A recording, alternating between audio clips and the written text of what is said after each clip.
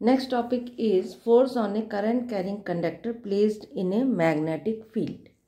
इसके पहले अपन ने डिस्कस किया था, ऑस्टर्ड ने यह डिस्कवर किया था, इन्वेंट किया था कि यदि किसी वायर के अराउंड करंट फ्लो करते हैं वायर में, मतलब वायर का शेप कैसा भी हो, स्ट्रेट हो, सर्कुलर हो या फिर सोलेनॉइड में हो, किसी में भी यदि हम करंट फ्लो करते हैं तो उसके अराउंड मैग्नेटिक फील्ड बन जाता है।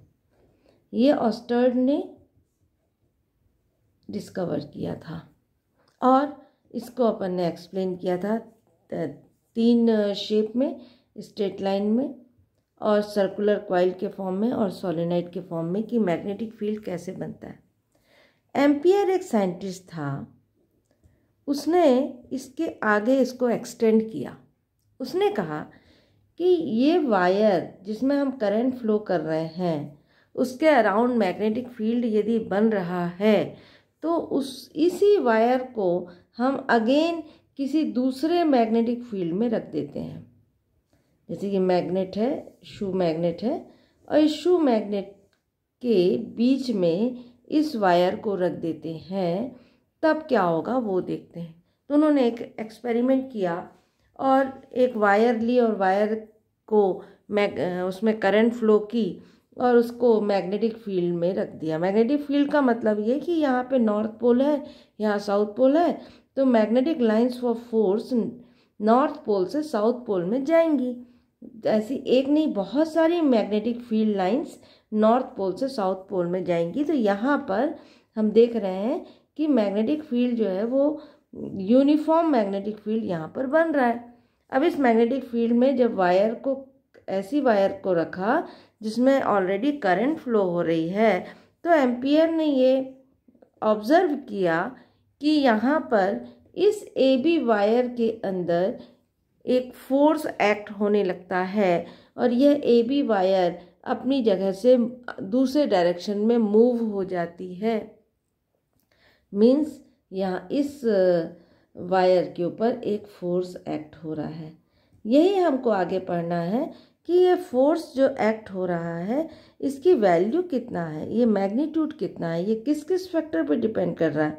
यदि हमको बहुत अधिक फोर्स लगाना है तो हमको क्या करना पड़ेगा, और दूसरा जो फोर्स लग रहा है उसका डायरेक्शन कैसा है, किस डायरेक्शन में वो एक्ट कर रहा है, क्या हम हमेशा ही फोर्स एक्ट होता है या कई बार हमको फोर्स 0 भी मिलता है।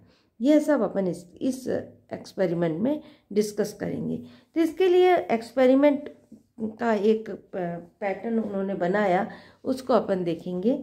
यहाँ पर देखोगे तुम लोग, ये एक शू मैग्नेट है, ये शू मैग्नेट है और इस शू मैग्नेट के ये N पोल है और ये S पोल है और यहाँ पर एक स्टैंड लगा हुआ है।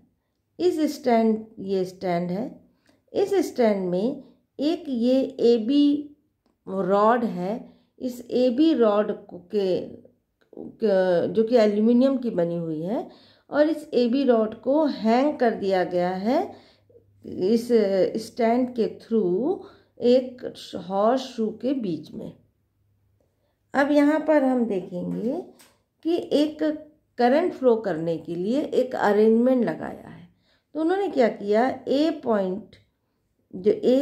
बार ये जो रॉड है उसका A पॉइंट जो है उससे स्टैंड में एक वायर को लेकर गए जिससे कि हैंग हो जाए और उसी वायर को यहाँ सेल से ऐड कर दिया उन्होंने। ये सेल दिख रहा है, नेगेटिव इलेक्ट्रोड है, ये पॉजिटिव इलेक्ट्रोड है, और यहाँ पर एक की लगा दी और की लगाने के बाद इस वायर को फिर से B पॉइंट से जोड़ दिया और ये हैंग कर दिया। अब यहाँ पर इस प्रकार का अरेंजमेंट उन्होंने किया। अब यहाँ पर जब अरेंजमेंट कर दिया उसके बाद ये की को क्लोज किया, मतलब करंट मीन्स जो सर्किट है उसको क्लोज कर दिया। क्लोज किया तो यहाँ पर AB वायर में, AB रॉड में करंट फ्लो होने लग जाती है। जैसे ही AB रॉड में करंट फ्लो होती है और यहाँ पर हमने ये नेगेटिव पॉइंट यहाँ लगाया है और यहाँ पॉजिटिव पॉइंट आएगा, तो ये देखते हैं कि ये रॉड जो है वो लेफ़्ट डायरेक्शन की ओर डिस्प्लेस हो जाती है। वैसे वो यदि करंट फ्लो नहीं करते तो वो अपनी जगह पे रहती है, लेकिन जैसे ही करंट फ्लो करते हैं ये इस डिस्प्लेस हो जाती है, इधर की ओर चली जाती है। अब लेकिन ये ध्यान रखेंगे कि जो ये हॉर्स शू मैग्नेट है उसके परपेंडिकुलर डायरेक्शन में वायर इस रॉड को रखना है। मतलब ये कि मैग्नेटिक फील्ड और करंट एक दूसरे के परपेंडिकुलर डायरेक्शन में होने चाहिए। अब यहाँ पर देखा कि एक ऑब्जर्व उन्होंने ये देखा कि जैसे ही करंट फ्लो करते हैं ये लेफ़्ट डायरेक्शन में मूव कर जाती है।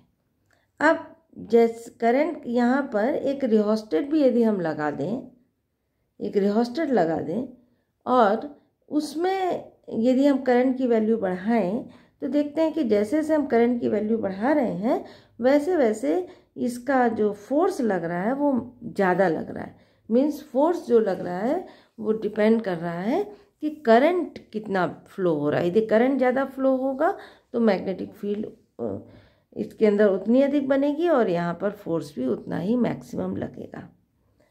सेकेंड, उन्होंने देखा कि इसका डायरेक्शन चेंज कर दिया। मतलब जो ये माइनस पॉइंट था उसमें प्लस पॉइंट जोड़ दिया और जो प्लस पॉइंट था वो माइनस। मतलब अभी जो करंट आ रही थी वो ऐसे आ रही थी, अब जब उनको प्लस को इधर जोड़ देंगे तो करंट ऐसे जाएगी, मतलब ए से बी की ओर जाएगी। पहले वो बी से ए की ओर आ रही थी करंट। तो जैसे ए से बी की ओर करंट आती है तो देखते हैं कि अब जो फोर्स लग रहा है उसका डायरेक्शन चेंज होता है। पहले वो लेफ़्ट साइड की ओर आ रहा था, अब वो राइट साइड की ओर चला जाएगा। जो रॉड है वो राइट की ओर शिफ्ट हो जाएगा, मतलब फोर्स का डायरेक्शन चेंज हो गया है। तो अब उन्होंने ये देखा कि यदि स्ट्रॉन्ग मैग्नेटिक फील्ड लगाते हैं, मान लीजिए यहाँ पर हम स्ट्रॉन्ग मैग्नेटिक फील्ड लगाते हैं, हम और स्ट्रॉन्ग मैग्नेट यूज़ करते हैं, तो हम देखते हैं कि फोर्स की वैल्यू भी बहुत ज़्यादा लग रही है। लेकिन इन्होंने एक एक्सपेरिमेंट किया कि ये जो मैग्नेटिक फील्ड ऐसे आ रहा है ना नॉर्थ से साउथ की ओर, तो मैग्नेटिक फील्ड ऐसे जा रहा है ना, नॉर्थ से साउथ की ओर जा रहा है, ऐसे जा रहा है। अब उन्होंने क्या किया, अभी तो रॉड वायर ऐसी लगी हुई थी, अब उन्होंने क्या किया, इसके पैरेलल में लगा दिया रॉड वायर। ये रॉड जो है इसको पैरेलल में इसके लगा दिया। किस डायरेक्शन में, जिस डायरेक्शन में मैग्नेटिक फील्ड जा रहा है उसी डायरेक्शन में इसको पैरेलल में लगा दिया और करंट फ्लो की। अब उन्होंने देखा कि जब इसके पैरेलल लगा देते हैं तो कोई भी फोर्स उसके अंदर एक्ट नहीं हो रहा है। क्यों? करंट फ्लो हो रही है, करंट का डायरेक्शन भी बदल के देख लिया, मैक्सिमम करंट फ्लो कर दी, लेकिन फोर्स तो भी नहीं लग रहा है। तो क्या कारण हो सकता है? इसका मतलब ये है कि मैग्नेटिक फील्ड और करंट का डायरेक्शन भी इस पे इफ़ेक्ट करता है। यदि दोनों सेम डायरेक्शन में वर्क करेंगे तो कोई भी फोर्स इसके अंदर एक्ट नहीं होगा। तो इस तरह से ऑब्जर्वेशन में एम्पियर ने जो ऑब्जर्व किया वो फर्स्ट ये ऑब्जर्व किया कि flow of it is observe that due to the flow of current rod is displaced towards the left की ओर डिस्प्लेस हो जाता है। Second, on reversing the current direction the direction of movement also reverse. यदि हम current का direction change करते हैं तो फोर्स का डायरेक्शन चेंज होता है। फोर्स का डायरेक्शन चेंज होगा मतलब क्या है कि वहाँ पर फोर्स जो है दूसरे डायरेक्शन में लग जाता है। If we place the rod such that the direction of magnetic field and direction of current are parallel to each other then there is no movement in the wire. यदि magnetic field के parallel में हम current को रख देते हैं, current flow करते हैं, तो हम देखते हैं कि कोई भी फोर्स एक्ट नहीं कर रहा है। इससे क्या समझ में आता है, क्या कंक्लूजन निकलता है? The movement of rod suggests that a force is exerted on the current carrying conductor placed in a magnetic field. अब यहाँ पे जैसे अपने एक्सपेरिमेंट में देखा कि फोर्स तो लग रहा है, बट फोर्स कितना लग रहा है हमको निकालना है, मैग्नीट्यूड निकालना है। तो ये फोर्स किस किस फैक्टर पे डिपेंड करता है? तो फोर्स यदि एफ से इसको शो करें तो सबसे फर्स्ट फोर्स डिपेंड करता है करंट के ऊपर। करंट मतलब I, F is directly proportional to I। जितना अधिक करंट फ्लो होगा फोर्स उतना ही अधिक लगेगा। सेकंड डिपेंड करता है मैग्नेटिक फील्ड की स्ट्रेंथ पे, strength of magnetic field. Magnetic field का स्ट्रेंथ क्या है? लेट इसको यदि हम B से शो करें तो F is directly proportional to B। Means जितना स्ट्रॉन्ग मैग्नेटिक फील्ड रहेगा, उतना अधिक ये हॉर्सशू स्ट्रॉन्ग रहेंगे, उतना ही अधिक फोर्स इसके अंदर हमको मिलेगा। थर्ड डिपेंड करता है लेंथ ऑफ द वायर।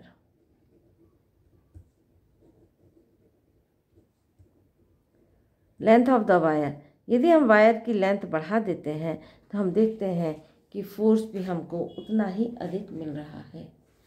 सबसे इम्पॉर्टेंट है, जैसा हमने देखा कि यदि दोनों को एक दूसरे के पैरेलल रख देते हैं, यदि मैग्नेटिक फील्ड और करंट का डायरेक्शन अभी कैसा है? ऊपर की ओर। मैग्नेटिक फील्ड इस प्रकार से कितना एंगल बन रहा है? 90 डिग्री का। लेकिन यदि हम तो उसको इसके पैरेलल, वायर को हम यदि इसके पैरेलल रख देते हैं तो हम देखते हैं कि यहाँ पर कोई फोर्स एक्ट नहीं हो रहा। मीन्स जो फोर्स है वो डिपेंड कर रहा है angle between current and magnetic field. Means current मतलब I एंड मैग्नेटिक फील्ड मतलब B और I के बीच में कितना एंगल बन रहा है उसके ऊपर डिपेंड करता है। So F is directly proportional to sine theta. यदि हम इन सबको कंबाइंड कर दें तो F is directly proportional to BIL sine theta. B क्या है? मैग्नेटिक फील्ड की स्ट्रेंथ है, I करंट है, L लेंथ है and sine theta is angle between magnetic field and current. Proportion हटाएंगे तो कांस्टेंट की ज़रूरत होगी, BIL साइन थीटा। कांस्टेंट जो होता है वो होता है 1, तो F is equal to BIL sine theta. ये इतना फोर्स एक्ट होता है। अब इसमें से कोई भी एक यदि नहीं है, मान लो मैग्नेटिक फील्ड नहीं लगाई तो फोर्स नहीं लगेगा। यदि मैग्नेटिक फील्ड लगाई है बट करंट फ्लो नहीं किया तो फोर्स नहीं लगेगा। और यदि एंगल नहीं बन रहा है तो भी कोई फोर्स नहीं लगेगा। यदि वायर बहुत छोटी ले ली तो फोर्स की वैल्यू भी मिनिमम हो जाएगी। तो यहाँ पर हम साइन थीटा का यदि विश्लेषण करें तो थीटा की वैल्यू, तो साइन थीटा में यदि if theta is equal to 0 means sine 0 is equal to 0 होता है and sine 90 is equal to 1 होता है। मीन्स जब एंगल 90 डिग्री का बनेगा तभी हमको साइन की वैल्यू मैक्सिमम मिलेगी। साइन की वैल्यू 0, मिनिमम और मैक्सिमम 1 होती है। तो यहाँ पर 0 से और इसके बीच में साइन 30 की वैल्यू 1/2, साइन 45 1/√2, साइन 60 √3/2, ये आप लोग सब पढ़े हो ट्रिग्नोमेट्री में। तो यहाँ पर वैल्यू जो है वो मिनिमम होगी 0 और मैक्सिमम होगी 1। तो मैक्सिमम कब मिलेगी? जब एंगल 90 डिग्री का होगा। एंगल 90 डिग्री का मतलब कि करंट और मैग्नेटिक फील्ड दोनों एक दूसरे के परपेंडिकुलर रहेंगे, उस समय हमको मैक्सिमम फोर्स मिलेगा। यदि साइन 0 यदि एंगल 0 हो गया, 0 कब होगा एंगल? जब मैग्नेटिक फील्ड और करंट दोनों ही सेम डायरेक्शन में होंगे। यदि थोड़ा भी एंगल बनता है, थीटा एंगल बनता है तो भी करंट और मैग्नेटिक फील्ड में तभी भी कोई दिक्कत नहीं, कुछ ना कुछ फोर्स तो उसके अंदर एक्ट हो ही जाएगा। लेकिन मैक्सिमम यदि हमको फोर्स चाहिए है तो हमको एंगल जो है वो 90 डिग्री लेना होगा। मतलब करंट और मैग्नेटिक फील्ड एक दूसरे के परपेंडिकुलर होने चाहिए। अब ये तो हो गया हमारा मैग्नीट्यूड। अब दूसरा है डायरेक्शन। फोर्स तो लग रहा है, अभी देखा अपन ने कि यदि करंट का डायरेक्शन बदलते हैं तो फोर्स का डायरेक्शन बदल जाता है। लेकिन ये हमको पता कैसे चलेगा कि कौन से डायरेक्शन में फोर्स एक्ट हो रहा है? तो इसके लिए फ्लेमिंग लेफ्ट हैंड रूल का यूज़ करते हैं। इस चैप्टर के अंदर बहुत सारे रूल्स हैं जिसको आप लोग को याद करना है, और हर के लिए अलग अलग रूल है ना। हर एक्सपेरिमेंट में हम देख रहे हैं कि अलग अलग रूल को फॉलो कर रहे हैं, तो आपको ये पता होना चाहिए और वेरी इंपॉर्टेंट है कि किसके अंदर कौन सा रूल एक्ट होता है। तो अभी यदि करंट कैरिंग कंडक्टर है और उसको मैग्नेटिक फील्ड में रख दिया गया है तो उस पर एक फोर्स एक्ट करता है जिसका डायरेक्शन हम फ्लेमिंग लेफ्ट हैंड रूल से निकाल सकते हैं। फ्लेमिंग लेफ्ट हैंड रूल मतलब ये देखिए आप, हमको लेफ्ट हैंड यूज़ करना है और हमें अपनी ये दोनों फिंगर्स एंड थंब इन दोनों को इस प्रकार से फैलाना है कि ये एक दूसरे के 90 डिग्री पर रहे। इस प्रकार से आप देखिए ये एक दूसरे के 90 डिग्री। अब यहाँ पर ये जो है हमेशा फोर्स के लिए अप्लाई होता है, वो अभी आगे अपन फ्लेमिंग राइट हैंड रूल भी पढ़ेंगे तो हम देखेंगे कि हमेशा ये जो है ये फोर्स के लिए अप्लाई होता है। फोर्स किस डायरेक्शन में लग रहा है वो हम थंब से निकालते हैं। ये जो होती है लाइन, ये इसके थंब के बगल वाली है ना, ये फिंगर जो है ये हमेशा मैग्नेटिक फील्ड को शो करती है। ये वाली जो होती है ये करंट को शो करती है, मिडिल वाली करंट को शो करती है, ये मैग्नेटिक फील्ड को शो करती है, ये फोर्स को शो करता है। अब हमको इस प्रकार से सेट करना है। ये देखिए यहाँ पे यदि आप सेट करके देखें तो यदि इस डायरेक्शन में मैग्नेटिक फील्ड जा रही है, इस डायरेक्शन में फोर्स करंट जा रहा है, तो फोर्स इस डायरेक्शन में लगेगा।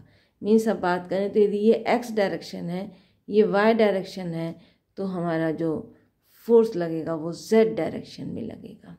तो ये स्टेटमेंट है फ्लेमिंग लेफ्ट हैंड रूल का, जिसको आपको याद करना है। वेरी वेरी वेरी इंपॉर्टेंट है। और जितने भी रूल्स हैं सबके आपको स्टेटमेंट याद करने हैं और लिखना है। अब क्या स्टेटमेंट है? Stretch the left hand such that the thumb, first finger and the central finger are mutually perpendicular to each other.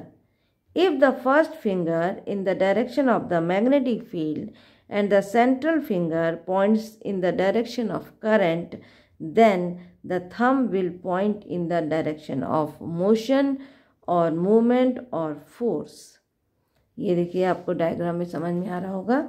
ये फील्ड का डायरेक्शन है, ये करंट का डायरेक्शन है, तो इस डायरेक्शन में मूवमेंट होगा, मोशन होगा। ये फ्लेमिंग लेफ्ट हैंड रूल है। इससे हम फोर्स की वैल्यू निकाल सकते हैं, फोर्स का डायरेक्शन निकाल सकते हैं कि किस डायरेक्शन में फोर्स एक्ट करेगा।